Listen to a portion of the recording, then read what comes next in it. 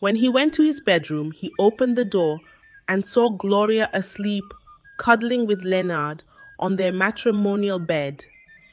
The dim light from the bedside lamp cast a soft glow on their faces.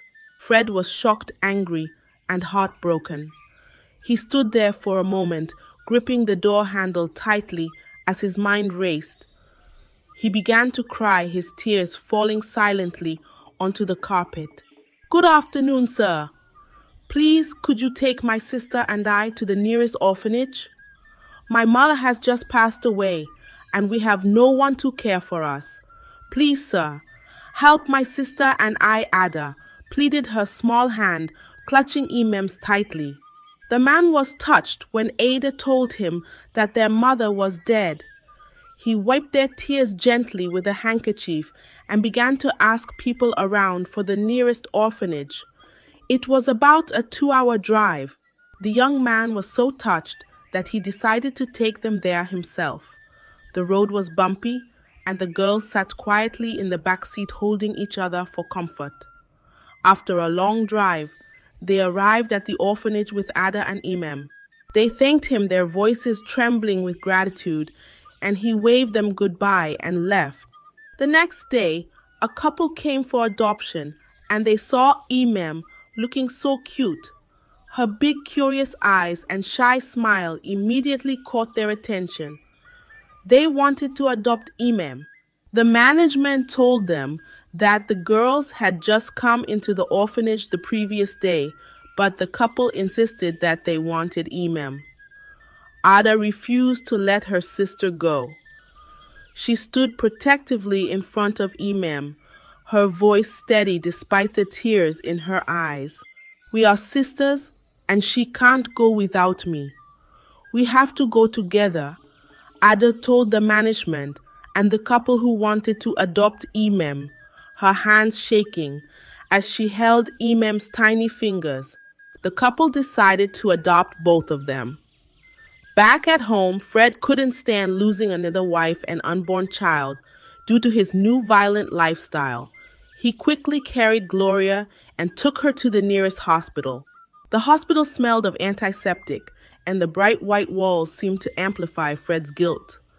The doctor there recognized him, but he didn't want to interfere.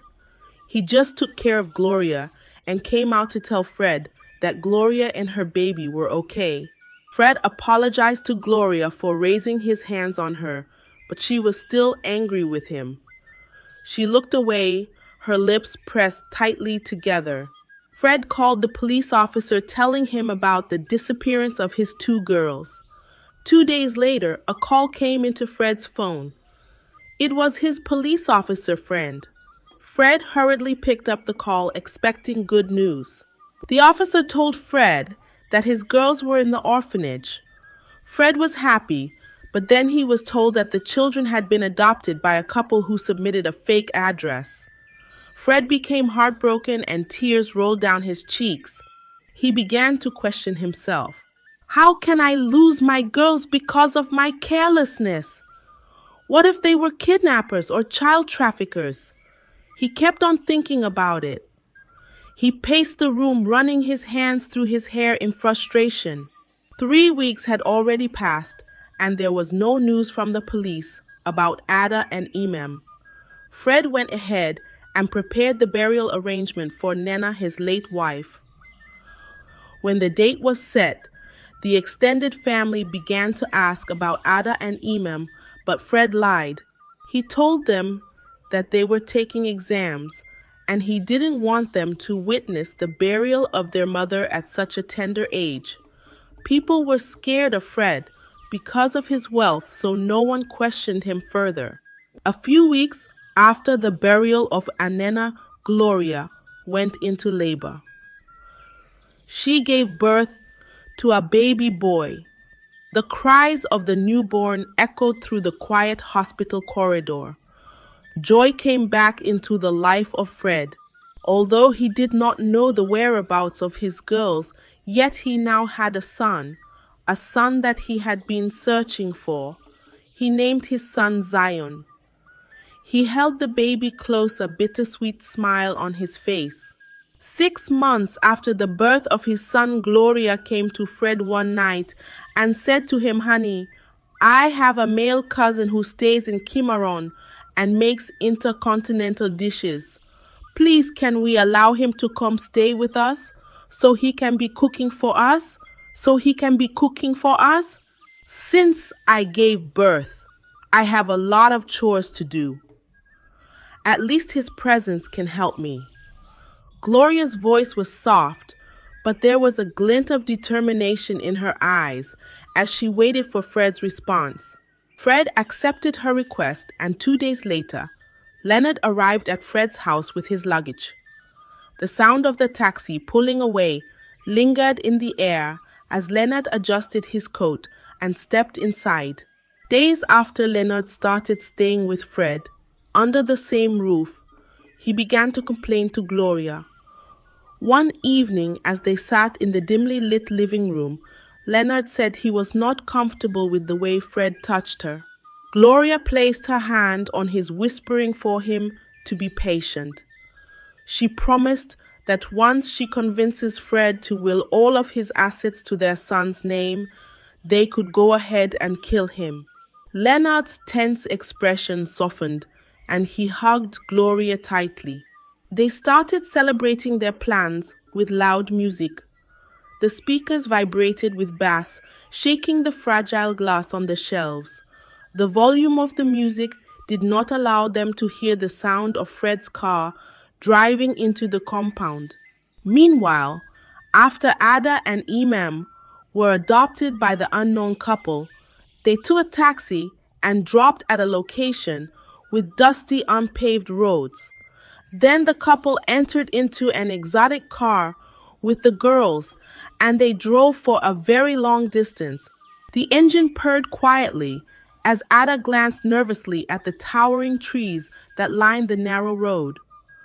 Ada was beginning to get scared because the couple had told the management in the orphanage that they lived in the same city. After a very long drive, they arrived at a big mansion with white stone walls and a garden filled with blooming flowers. The couple, Mr. and Mrs. Rafik, showed the girls around and told them to feel at home. The warmth in Mrs. Rafik's voice soothed some of Ada's fears, but she still clutched Emem's hand tightly.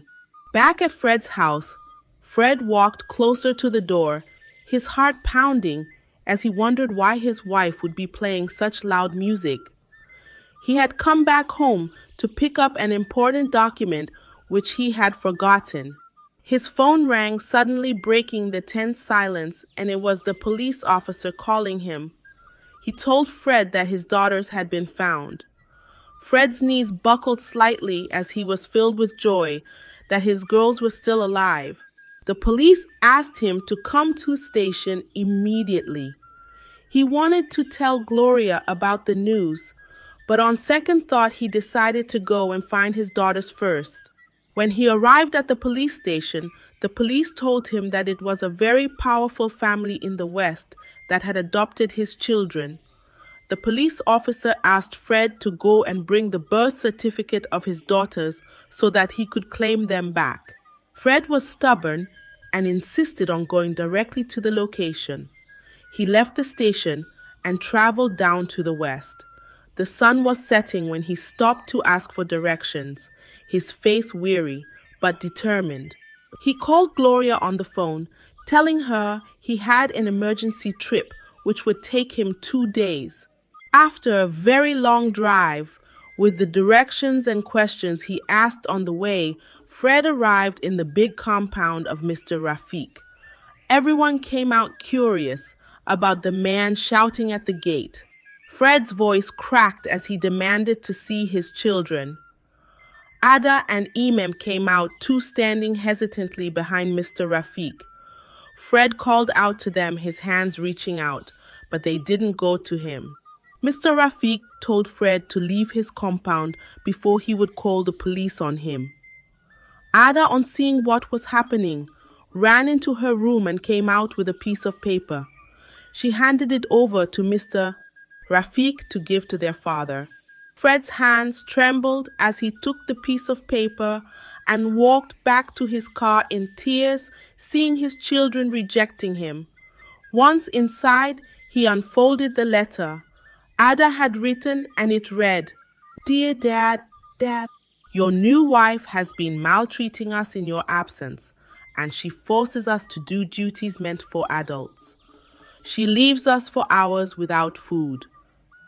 The day my sister and I were sharing a plate of food, she poured it on me. Dad, you had beaten our mom with her unborn baby, and she was bleeding.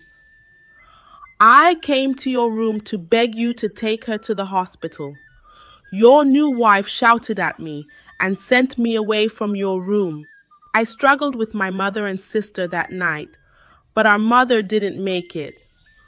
We came back in tears.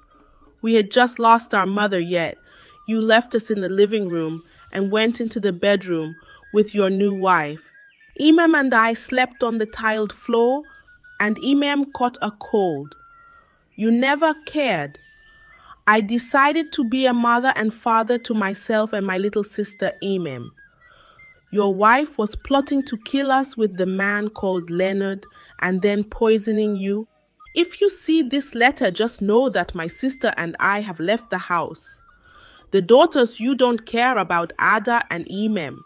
After reading the letter, Fred cried the most. He gripped the steering wheel as guilt and sorrow overwhelmed him. He drove straight to his house to confirm if Leonard was the same guy his wife had introduced as her cousin. Fred arrived very early in the morning. He slowly opened the door with his own keys, his hands shaking with anger and dread. When he went to his bedroom, he opened the door and saw Gloria asleep, cuddling with Leonard on their matrimonial bed. The betrayal was glaring under the soft glow of the bedside lamp. Fred was shocked, angry, and heartbroken. He began to cry, his sobs echoing in the silent house. At Rafiq's house, Mr. Rafiq asked Ada how they arrived at the orphanage, if their father was still alive.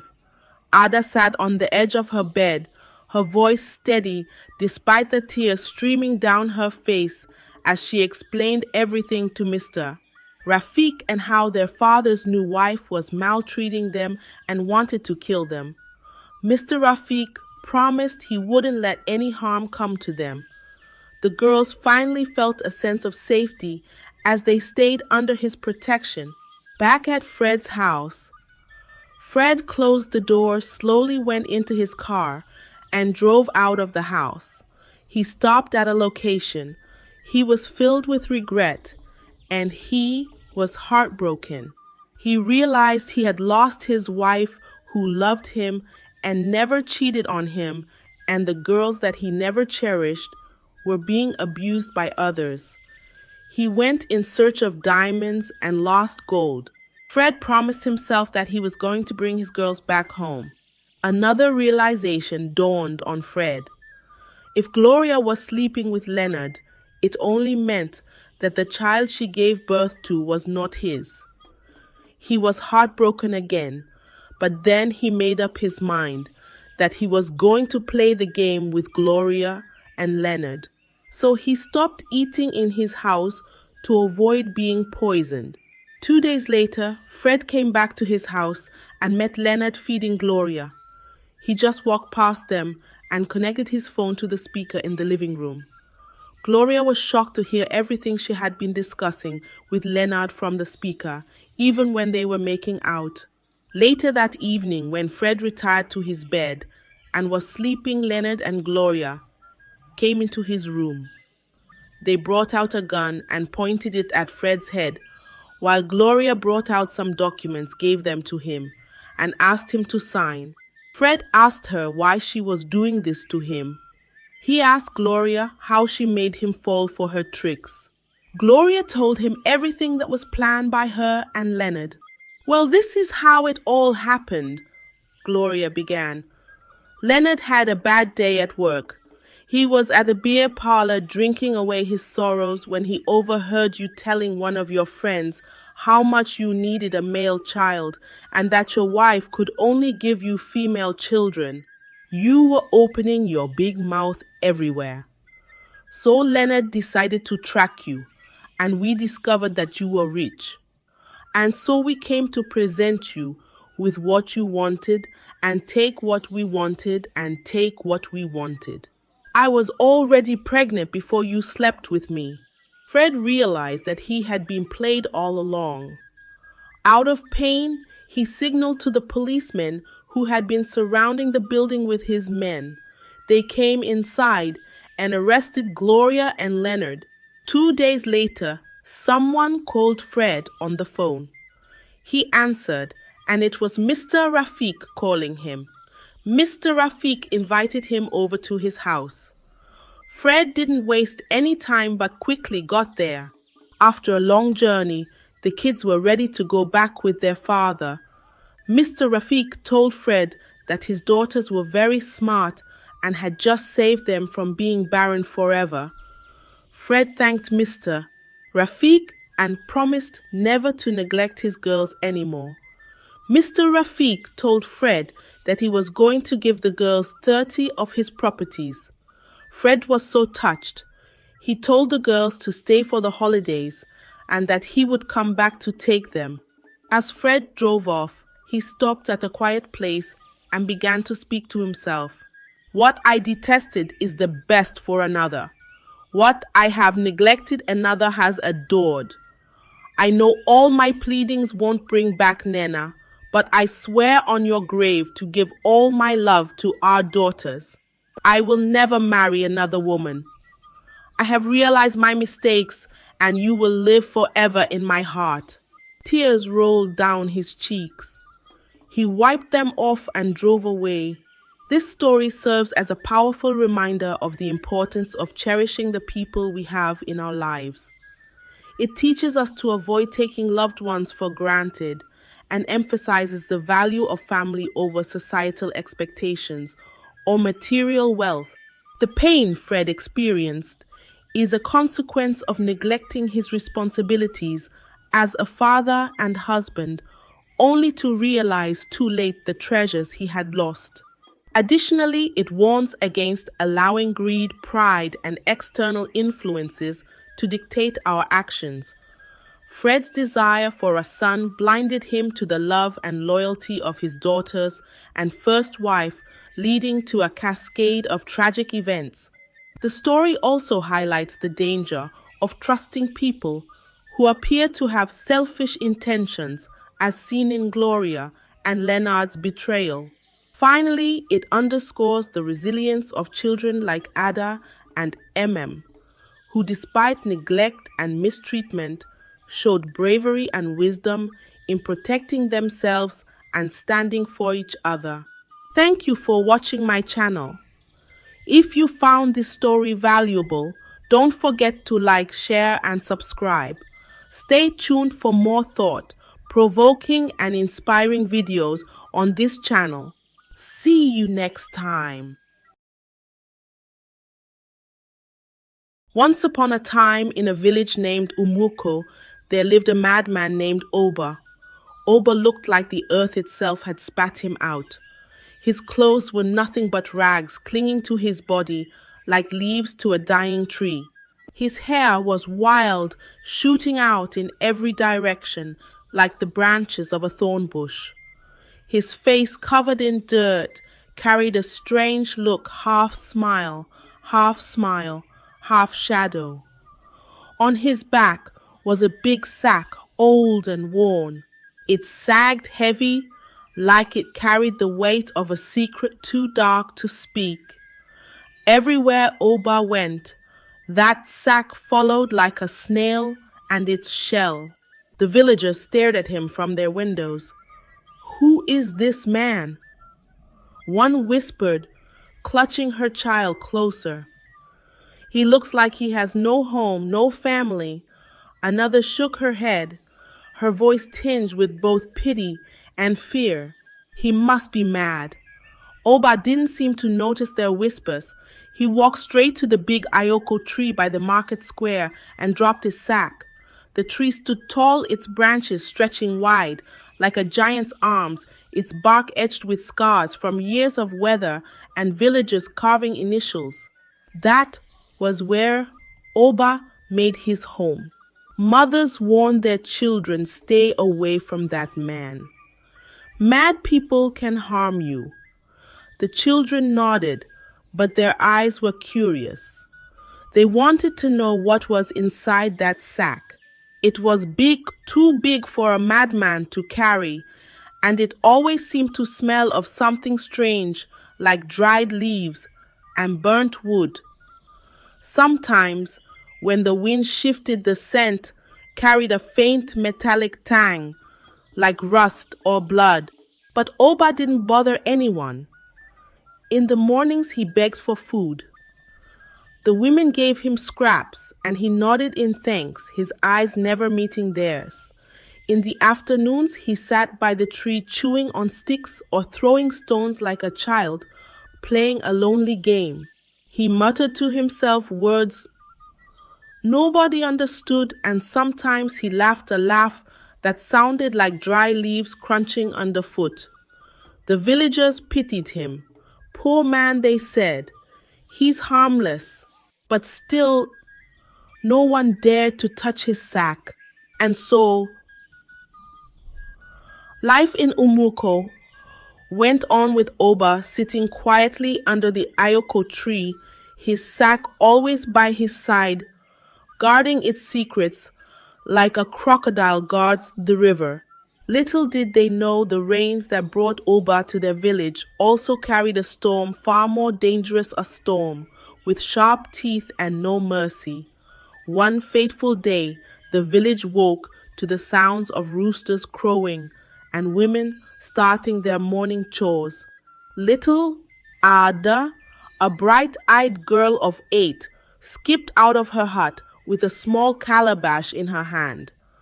Her mother had sent her to buy palm oil from Mama Ki's stall. Come back quickly, Ada, her mother called after her. Don't stop to play. I won't, Mama Ada, shouted her voice, like a sweet melody floating through the air, her footsteps light and carefree. But Ada didn't return. At first her mother waited patiently, thinking she had stopped to chat with her friends. But as the sun climbed higher in the sky, worry began to creep into her heart. She stepped outside and called Ada. Ada. Her voice echoed through the village, bouncing off the mud walls of huts and dying in the vast silence of the surrounding bush. There was no answer. Soon neighbors joined her, searching every corner of Umuko. They checked the market, the stream, and even the bushes near the edge of the village. But Ada was nowhere to be found. Her calabash lay abandoned by the path, as empty as the hope in her mother's heart. By evening, the whole village was buzzing with whispers. Where could she have gone? Some asked. Could an animal have taken her? Others wondered. But one question lingered in the air like smoke from a dying fire. Could it be the madman? The women gathered near the market square, their voices hushed but sharp. The strange one, someone said, always carrying that big sack.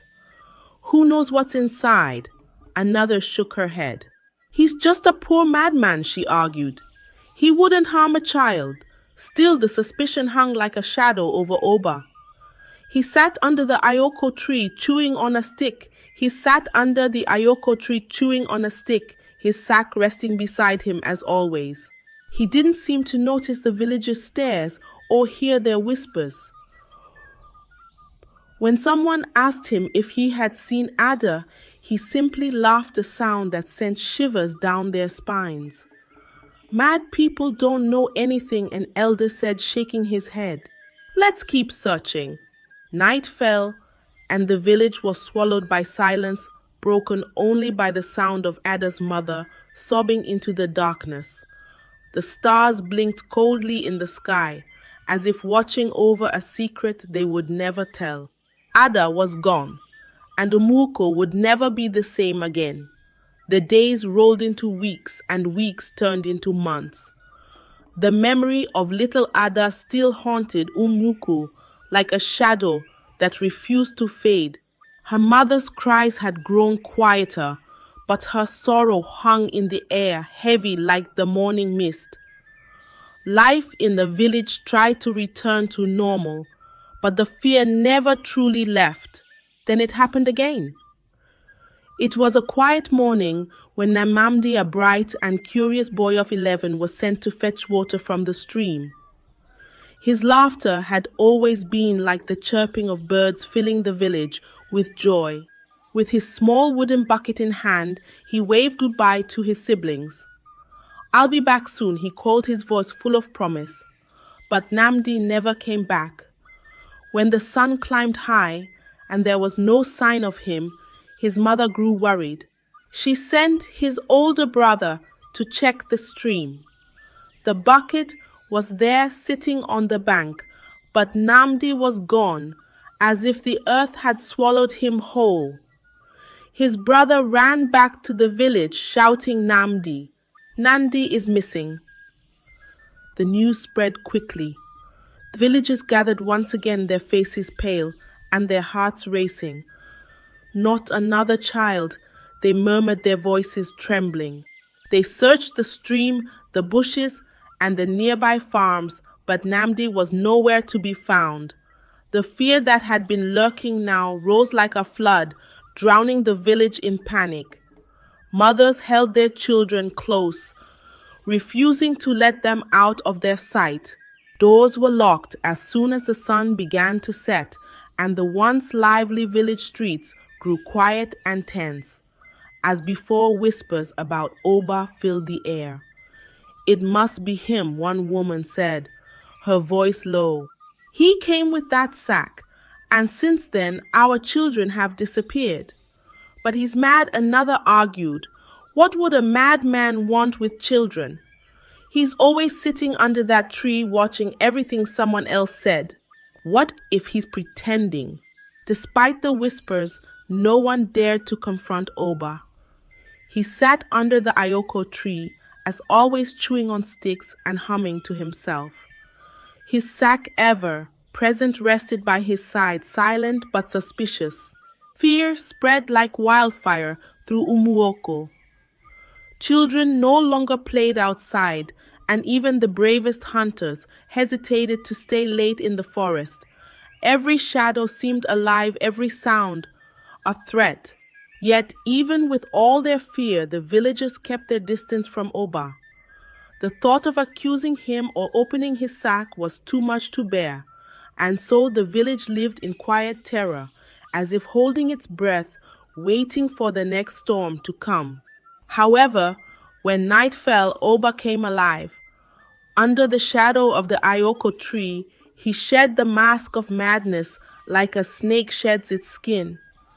His wild laugh turned to silence, his vacant stare sharp open like the blade he carried. From his sack, Oba pulled out his knife, its edge glinting in the moonlight like the teeth of a hungry beast. He moved with the quiet grace of a leopard, his feet light on the ground. The night was his shield and the darkness his ally. Oba had a plan. He wasn't mad, he was clever. The villagers' pity was his cloak, their ignorance his weapon. He knew how to pick his victims, how to lure them without a sound. Children were easy. He would hide in the shadows, waiting for a small figure to pass by. Then he would leap out, his dirty face twisted in a mockery of friendliness. "Come here, little one," he would say, his voice dripping with false sweetness. "I have something for you, sweets, fruits, whatever you like." Too scared to scream and too tempted to run, the children followed. And when they got close enough, Oba struck quick, silent. His knife moved like a viper, and the deed was done. Women were next. Those who fetched water late at night, thinking the path was safe, became his prey. Oba would sit by the roadside pretending to sleep. When they passed, he would rise like a ghost. When they passed, he would rise like a ghost and grab them before they could cry for help. Even men, strong farmers, and hunters who wandered too far into the forest weren't safe. Oba knew their routines, their weaknesses. He was patient like a spider, waiting in its web. With his sack heavier, now Oba made his way deep into the forest, where the trees whispered secrets to the wind. The air here was thick, damp, and filled with the scent of decaying leaves.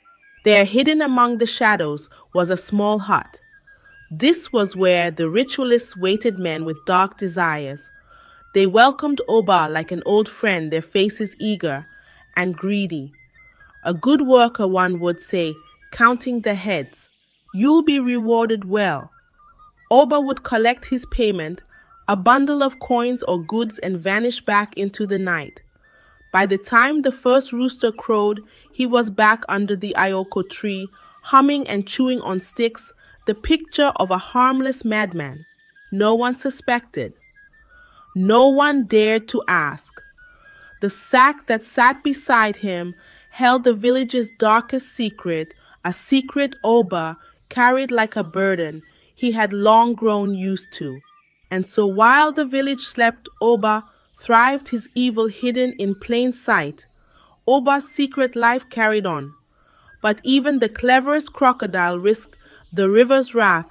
3 times Oba nearly met his end, but each time he slipped away like oil on water.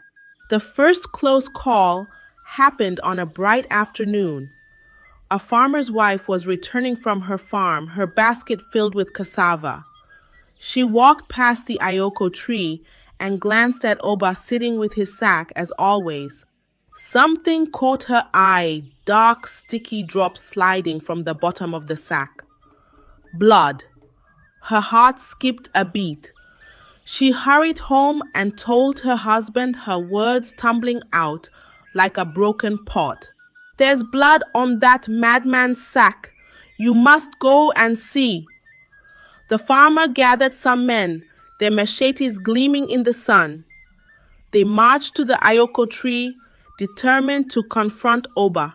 But as they approached, Oba jumped to his feet, his eyes wide and wild.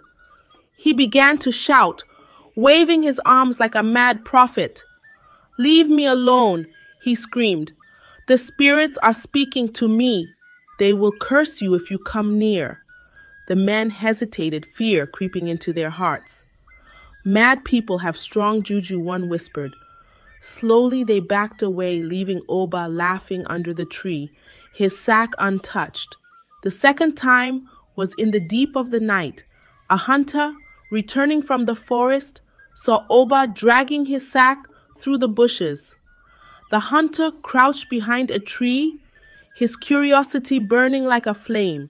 He followed quietly, stepping carefully to avoid making noise.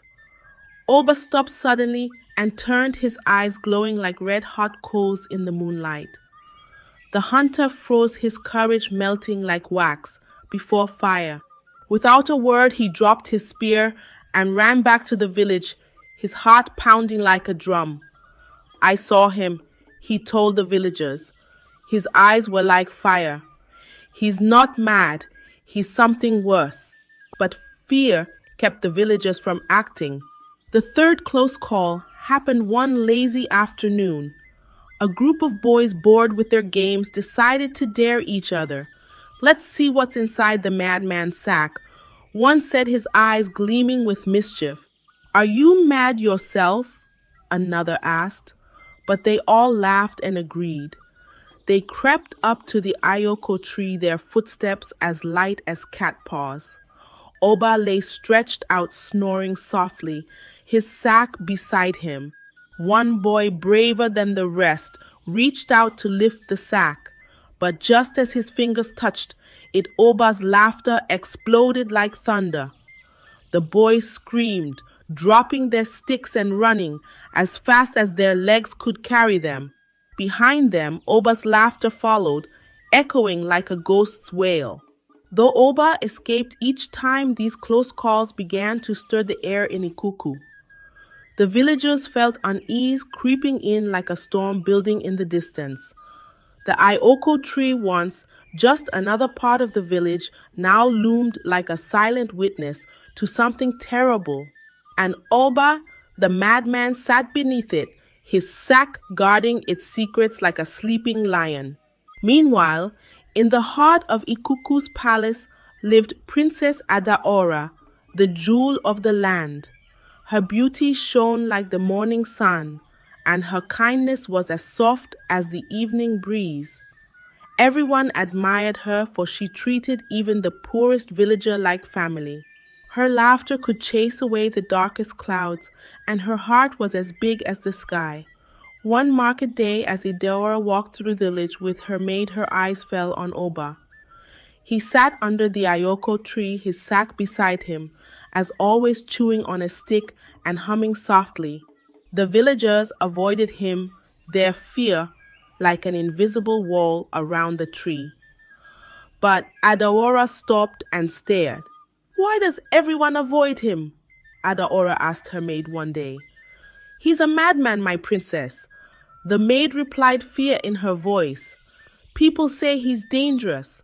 "He is still a human being," Adaora said firmly. "No one deserves to be treated like an animal." The next morning, Adaora brought a bowl of hot yam porridge to Oba. "Here, eat," she said, her voice gentle. Oba looked up surprised. For a moment his eyes softened and he smiled a smile that seemed almost human. "Thank you," he muttered, taking the food with trembling hands. From that day on, Adaora visited Oba, often bringing him food and even sitting to talk with him. She treated him like he was normal, asking about his life and listening to his mumbled answers. The villagers whispered, "Why is the princess spending time with the madman?" They asked, "Does she not see how strange he is?" But Adaora didn't care about the whispers. She believed in helping people no matter who they were. Her kindness shone like a beacon, but she didn't know it was drawing danger closer. Oba, beneath his mask of madness, saw Ada as more than a kind princess. He saw her as a prize, a treasure, greater than any he had ever claimed. Her head, he thought, will make me rich beyond my dreams. The ritualists will pay anything for the king's daughter. And so, while Ada's kindness grew, Oba's plans darkened. Behind every smile he gave her, there was a shadow, a hunger for the ultimate betrayal. One day, as the sun dipped below the horizon, casting the village and a soft golden glow, Adaora had gone to visit Oba as usual. The warm air carried the scent of roasted yams from the marketplace, and the distant hum of villagers returning home filled the evening. But when the palace gates closed and the stars filled the sky, she didn't return. Her maid, worried, went to the king. "Your Majesty," she said, her voice trembling, "the princess has not come back." The king's heart tightened. He ordered his guards to search the village. They went to the market, the stream, and every hut, calling Princess Adaora, Princess Adaora. But the night answered with silence. The villagers gathered, their faces pale with fear. What could have happened to her? They whispered. An old woman leaning on her walking stick spoke up. The moonlight highlighted the deep lines on her face as she pointed toward the dark forest. "Check the madman," she said, her voice firm. "His sack is always full and it smells too sweet for a madman." The guards hesitated but nodded. They marched to the iroko tree, their torches lighting the darkness. The flickering flames cast long, eerie shadows as they approached Oba. He was there, as always, sitting with his sack. He hummed to himself, rocking back and forth like a child. "What's in your sack?" one of the guards demanded, stepping closer. Oba looked up, his eyes wide. "Spirits," he shouted, laughing. "The spirits speak to me. You cannot touch their home, But this time the guards didn't back away. They grabbed the sack, their hands firm. Oba screamed, clawing at them, but they tore it open. The village froze. Inside the sack was the head of Princess Adaora, her golden hair still shining, her face frozen in a peaceful expression. Beside her were other heads, those of the missing villagers, Chika, Emma, and more.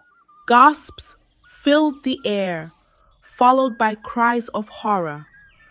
The kind princess, who had only wanted to help, had become the victim of the very man she tried to save. The guards seized Oba, dragging him to the palace as he laughed wildly.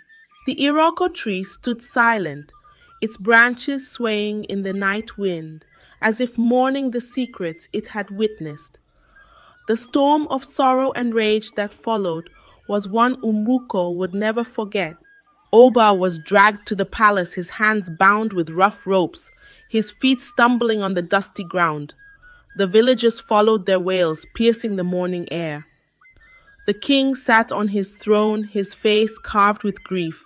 His beloved daughter, Princess Adaora, was gone, her life snuffed out, like a candle in the wind.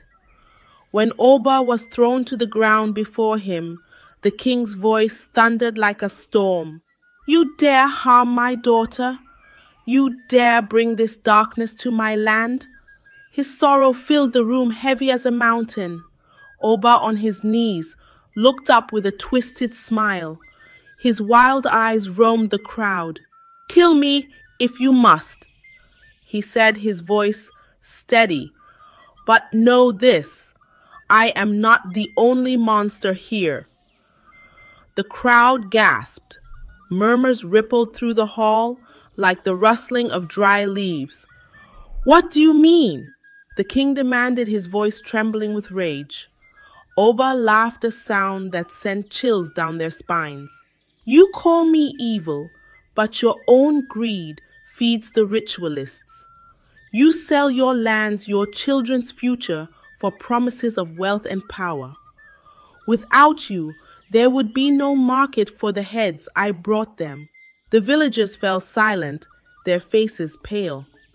His words stung like a whip, each one a harsh truth they could not deny. "You pity the madman," Oba continued, "but you should pity yourselves. It is your greed that poisons this land, not me." The king's sorrow turned to fury. "Enough," he roared. "You have taken what cannot be replaced.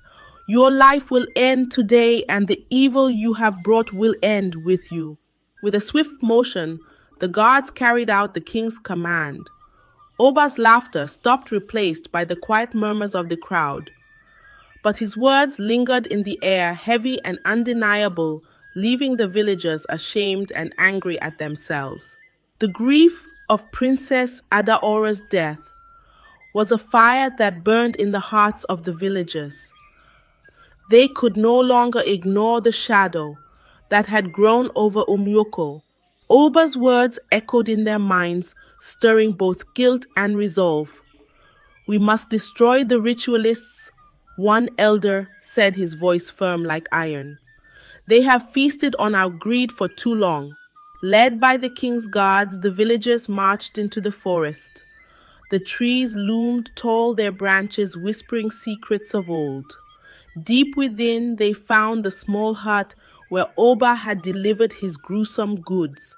Inside, the ritualists waited, their faces twisted with shock, as the crowd stormed in. "No more of your evil," the villagers shouted. They tore down the hut, their anger bursting like a dam. The ritualists were captured, their tools of darkness destroyed. The forest, once a haven for their wickedness, was cleansed with fire and prayers. But even as they triumphed, the loss of Princess Adaora weighed heavy. Her kindness, her laughter, her light, all gone, leaving a wound that would never heal. The villagers returned to Umuko, their victory bitter with grief. From that day on, the people of Umuko vowed to never trust blindly again. They learned to question, to see beyond appearances, and to guard their hearts against greed. The tale of Oba, the madman with the sack of horrors, became a lesson for generations, a reminder of deceit, greed, and the price of blind trust. And so the story of Princess Adawora and the madman lived